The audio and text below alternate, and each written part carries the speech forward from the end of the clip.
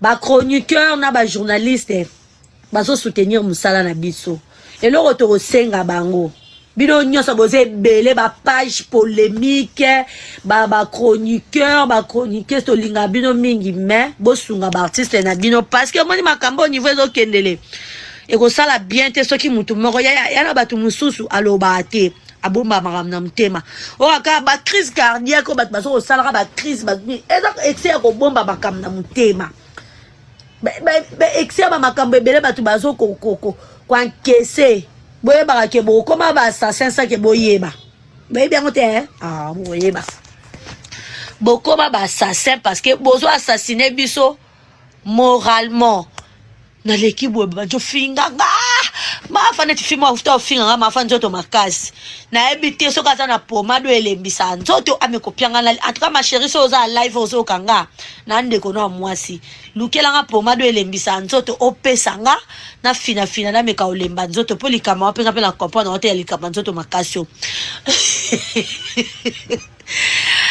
ma fan de tous vous aime tous je vous aime beaucoup ma famille les artistes et comédiens na linga koloba maramba ba comédien pendate parce que il y a trop des interprétations, il y a trop des interprétations. Au lobby de Cameroun à gauche, bango ba memi on à droite, on memi à droite, bango ba keno à gauche. Mais le long dans le lobby parce que ça fait mal. Ça fait mal kota la ke lelo ceux qui mutu mora surtout et comme ça la na storm so ba moninga na sila na telemi tozo solo la ba ta koto ba ofinganga so ba moninga na Belville na telemi tozo solo la ba ta koto ba ofinganga so ba moninga na Irsil tozo solo la ba ta koto ba ofinganga so ba moninga mais c'est quoi ça? De quoi on parle de quoi là? Ba limite ngo ni nango to komi nango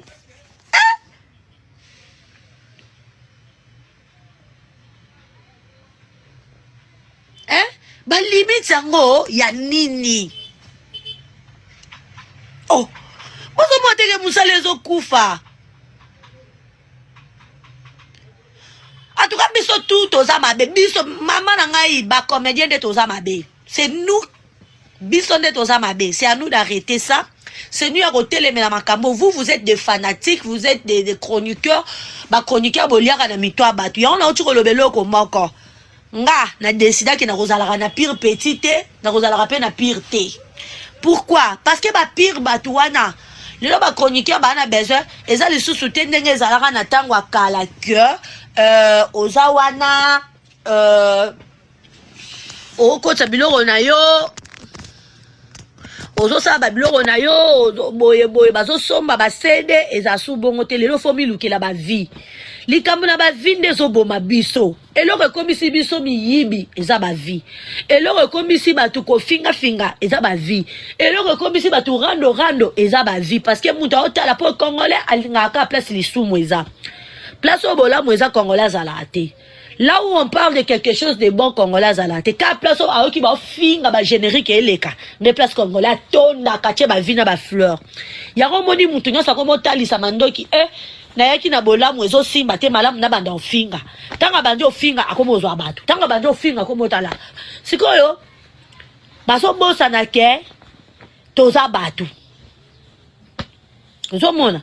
Tozo bosa na ke toza batu. Siko ba chroniqueur ba koma kotinda pe batu na bango kende yeba via Fatou kende yeba via ya Coquette kende yeba via Modero yeba via Boye po bango ba ozo en tirer nango quelque chose tango ya bechango na nini comme na congolais nyonso za songi congolais nyonso za ndoki wana mtabo yango azate congolais na mwana muke songi alinga yeba ka nanda kwa na balamba nini nanda kwa na baliaki nini nanda kwa na basala nini d'autant que ba chroniqueur ba yaka na ba masolo bongo en tout cas bazwaka ba vie ebele et là biso ba comédie to comprendre ndete yangwana ba komo sakana na esprit na biso ba komi ko sakana na esprit na biso neti nga penda boye to ke na pe nanu biso ba comédien to za sou na esprit te. Mais esprit exaté, osa comédien, osa journaliste té, osa chroniqueuse té.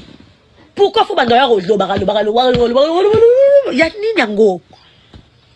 Et puis oloba ta makamba musala na yote ozo oloba pour la batou.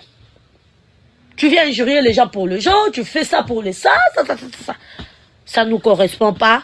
En tout cas, comédien, nous sommes à la place, na yo, mi tcha na place, no artiste, esprit belé. Ou apena artiste.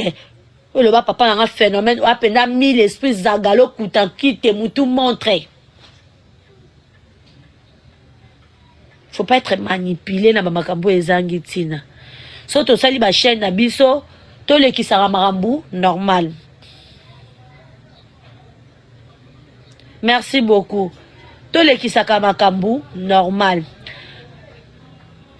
Lelo oyo toza sous na valeur te biso ba Congo ba comédien. Toi sous na respecter. Respect za souté. Respect za souté. Ba respecter biso ndeni pour biso moto se respecter. To mizong c'est la respect na biso. To mizongi c'est la kibomoto na biso. To zongi sa bolingo. Nzambe kuta osenga batu bazonga na premier amour. Premier amour. L'amour supporte tout. Au moins, il saute au lingani kaka. Bon, comprendre que marambo est ici là. Parce que si on a lingara yo, au ressanga likamo à ma bé, non supportant on a likola bolingo. L'amour, l'amour, l'amour. On a senga bolingo. L'amour. To tika bato yo. Basala ka musala na bango, basala musala na bango. Bino pe bandeko na biso ba chroniqueur, bosunga biso, botika kokabola biso, botika bandeko na biso, ba mama na biso, ba papa na biso na bana na biso na kati ya ba analyse. Sala analyse likolo ya artiste na yo. Ne viens pas avec sa vie privée na toi pour écouter lo ba vie. Non. Non.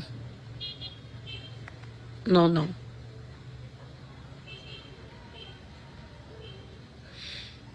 Ne venez pas avec la vie privée des gens. Na toi, to lobela ba vie privée ba ninga, ça fait mal. Et ça qui est au côté. Mutu nyonso oyo aza mutu. Ambota mana libuma maman na papa. A réfléchissera 2 fois avant de faire quelque chose. Ce n'est pas bien. To bandara oh ya salaki oh ya songisa parce que na vu au mutandimateur azalate tout le monde a raison. Voilà sa grande famille de M. Kambelou TV officiel. Voilà, moi, votre humble servante maman MK. Je suis là encore une fois de plus pour vous servir. Je pense que nous venons tous de suivre cette petite vidéo de notre star Fatou Kayembe. En tout cas, on a sepela mingina, hein? Ils allaient lire moi sûr parce que so ba artiste et comédien nion surtout bazaka netier. J'espère que ba nous au nion ces les kana na monde artistique au elinga ki kozala te. Ce que zamba na liboso na kati ya M Kambelou TV officiel to senga na yo au s'abonner, abonnez-vous massivement, aimez, commentez, partagez le lien, ça nous fera énormément du plaisir. Famille Bota ba mbote mingi na bino biska bozali. En tout cas film na biso assumé.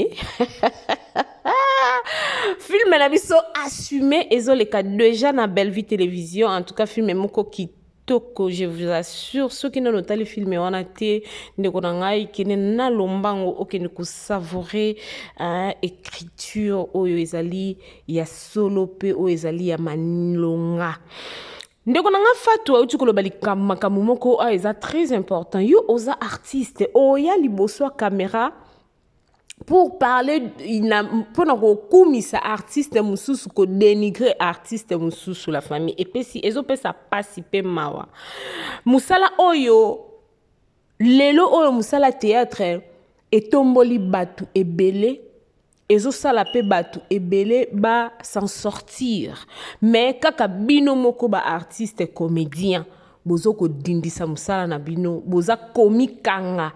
Fatou lobiango sobo monie na Belle Vie kondi la patronne te azalaka a famille bota bomo na ye a telemina sila te azalaka bakuk bomo na ye a telemina dina na azalaka dina chou asolola na ursil azalaka pesha lover on juste izalaka nini na biso ba congolais pour moni to amute ama bebo to linga to bebisa musala baninga bazozwa mwa lipa na bango bazozwa mwa nini kobokola bafamille na bango bakomi limité oyo akangamaka na sila moyen belvi abenge eza te oyo azalaka na belvi moyen sila benge eza te musala ezali boza na bakapasité me misala ezokangama bino mpo ya nini bolingi kaka kodivise pour mieux régner yo ozalaka kaka wana yo nde bamonaka yo bato ebele toomona bango neti namoni ndeko moko mbondo aleki na émission moko pour dire que non Bellevue boye Pape Lombe fois fukama po asenga sila pardon machin nanani. Il a beaucoup parlé ce monsieur.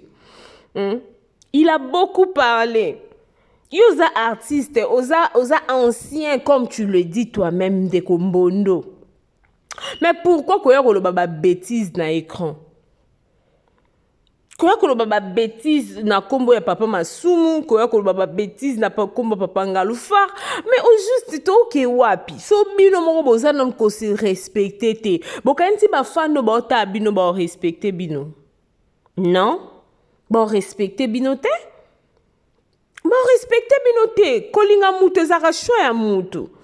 Biso ba fanatique nde botika biso to ka osala ba débat o bino moko ba artiste bo osala botikela ngo biso to tikala komona te musicien moko alekana to joueur moko boye ya vita aleka bandolo bakete ngane na sabo ngana sala ka boye ngana zongisa ka boye non bafanu nde bayaka kolobela pona bango pona musalo bazosala na pona équipe na o azokumisa mais lelo ekomi le contraire artiste ye moko aleki abi ngape na nena sabo ngana kingandi donc apesi position abi kuna bolamba bolia na oyate artiste msusu ka sali nene tina moni ndeko na biso Laetitia asali na challenge o ezoleka na TikTok ya ndeko na biso Bellevue te mama loba ki ezaki maloba moko très profond très intéressant ndeko apsepel na challenge wana asali challenge batu babalukele o akomi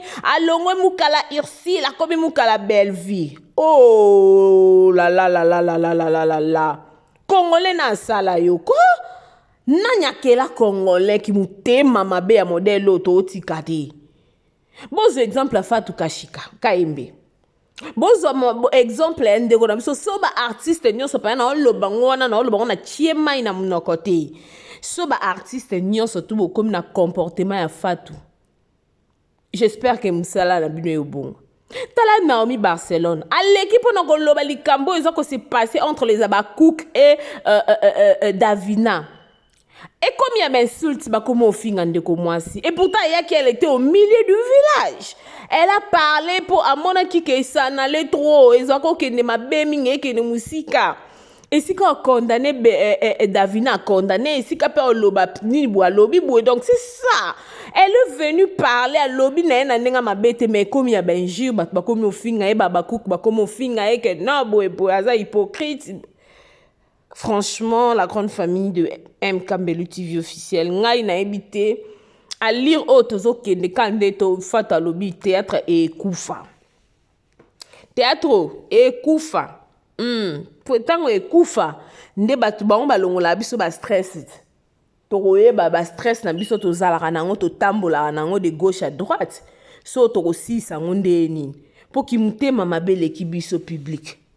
Ki mutema mabele kibiso so linga asila vana na coin asila so linga Bellevue candidat patron na la poutine de l'écriture mama kioma zala na coin na linga Bellevue na ndenge na yo koya to bana kofinga batu misusu pona bela non Bellevue azofinga ma combien de fois cette dame azofinga matongo midi pokwa Tongo midi poko Bellevue azofinga mwana mama na biso Teresa finga Bellevue na télévision émission lobi Bellevue a libumu na ye salata fétiste ya mwana na libumu. Là c'était normal. Là c'était normal. So mutu msusu ya lobanda ale komi problème. Non. La famille. Tokola pardon tout ka bandeko na biso basa misana na bango ndenge bazokene nango musala ekoma kitoko théâtre na biso ezwa mo place ba Nigérian ba banda théâtre sima na biso ba ivoirien ba banda théâtre sima na biso ba koma musika biso to tsika to la ka ba futilité na ba nonsense. La famille, j'avais juste besoin de partager ceci avec vous. En tout cas, l'idée à maman Fatou et ça a un plaisir à ma casse na ben na to partager ngonga na bino elongo. To me ka un peu ko changer. Famille Libota film na biso zo le cas déjà assumé.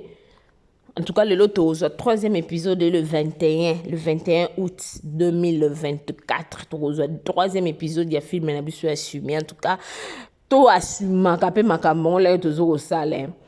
Famille Libota bo assumer ba partage bo assumer ba like bo assumer ba commentaire famille Libota voilà ndé ya wana ba débat moko loya ba débat moko ya musala esa mande kitoko tozala wana ka ate pona nungu boy neti boy o Belvin Doki na ba fête aliara miku bino ba chore bino wa bi ba chore penda bino ba chore. Tout se paie ici-bas. Il y aura un jour. Il y aura un jour. Bande kwa na mi bale ba oyoka na bino bato bozala wana loka ba mpu kwa nwinga okenda au fuli bo tikala na soni. Donc te na mbala sima so yeso azongi te. Famille Libota toujours. Bisous kuna.